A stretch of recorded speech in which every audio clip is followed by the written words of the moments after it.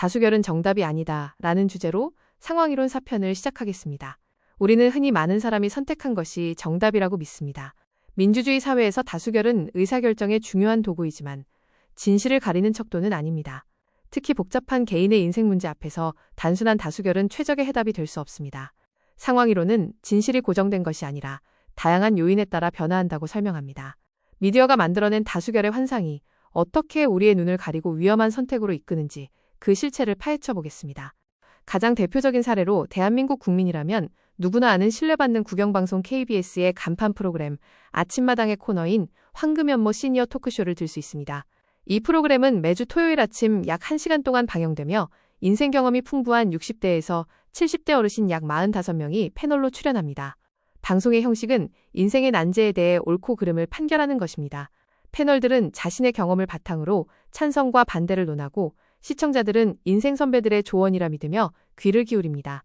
어느 날 방송에서는 자녀에게 재산을 살아생전에 넘겨주는 것이 옳은지 잘못인지를 놓고 치열한 공방을 벌였습니다. 그리고 마지막에는 찬성과 반대의 다수결 표결로 결론을 내렸습니다. 실제 방송 결과는 살아생전에는 절대로 재산을 물려주면 안 된다는 쪽으로 압도적인 결론이 났습니다. 수많은 방청객들의 요란한 박수와 함께 방송이 마무리되었고 유명 강사와 유튜브 채널조차 이 결론을 인용하며 자식에게 미리 재산 주면 굶어 죽는다며 절대로 주지 말라고 전파했습니다. 그러나 반대편에서는 정반대의 목소리가 들려옵니다. 세무 전문가들은 방송에 나와서 전혀 다른 주장을 합니다. 세금을 아끼려면 반드시 살아생전에 미리 증여해야 한다고 목소리를 높입니다. 한쪽에서는 배신당하니 주지 말라고 하고 다른 한쪽에서는 세금 폭탄을 맞으니 무조건 주라고 합니다. 과연 어느 쪽이 진실일까요?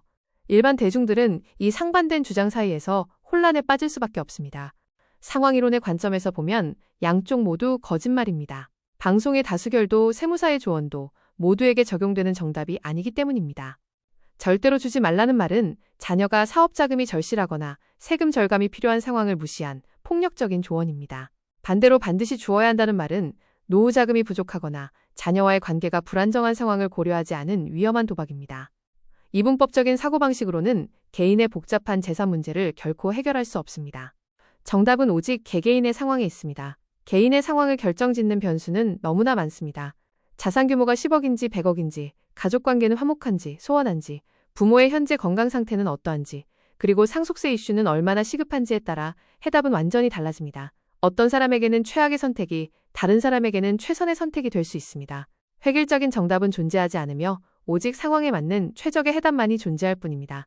구체적인 사례를 통해 사람이 100명이면 정답도 100가지라는 사실을 증명해 보겠습니다. 케이스 A는 세금 문제와 자녀의 사업자금 필요성이 커서 생전 증여 100%가 정답입니다. 반면 케이스 B는 노후 자금이 부족하고 자녀와의 관계가 소원하여 사후 상속 100%가 정답입니다. 케이스 C는 절충하여 반반 나누는 것이 현명할 수 있고 케이스 D는 사회 환원의 뜻이 있어 전액 기부가 정답입니다. 이처럼 다양한 정답이 존재함에도 방송은 이를 단순한 투표로 결정해버리는 오류를 범했습니다. 이 방송은 높은 시청률과 함께 지난 2012년부터 2025년까지 13년 동안 약 550회에 걸쳐 방영되었습니다. 재산 문제뿐만 아니라 황혼이혼을 해야 하는지 말아야 하는지, 부모 용돈은 얼마를 드려야 하는지, 육아는 누가 맡아야 하는지 등 수많은 인생의 난제들을 다루었습니다. 복잡한 삶의 문제들에 대해 다수결로 결론 내리는 것은 잘못입니다. 하지만 변화는 시작되었습니다. 상황이론에 근거한 비판이 방송국에 전달되었습니다. 상황에 따라 정답이 달라져야 함에도 불구하고 다수결로 인생의 정답을 결정하는 방식이 얼마나 위험한지 논리적으로 지적했습니다. 놀랍게도 방송사는 이 오류를 인정했습니다. 현재 인생의 난제를 패널들의 다수결로 결정하여 시청자들에게 정답처럼 제시하던 그 코너는 더 이상 방송되지 않고 있습니다. 이는 상황이론이 실제 사회의 잘못된 관행을 바로잡은 중요한 사례입니다.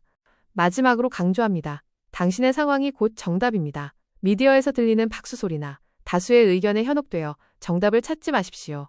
남들이 다 그렇다고 해서 나도 그래야 하는 것은 아닙니다. 정답은 텔레비전 속에 있는 것이 아니라 당신의 구체적인 현실 속에 있습니다. 사람이 100명이면 정답의 종류도 100가지라는 상황이론의 진리를 기억하십시오. 이제 여러분은 타인의 시선이 아닌 나만의 상황을 분석하여 진짜 정답을 찾아가시길 바랍니다.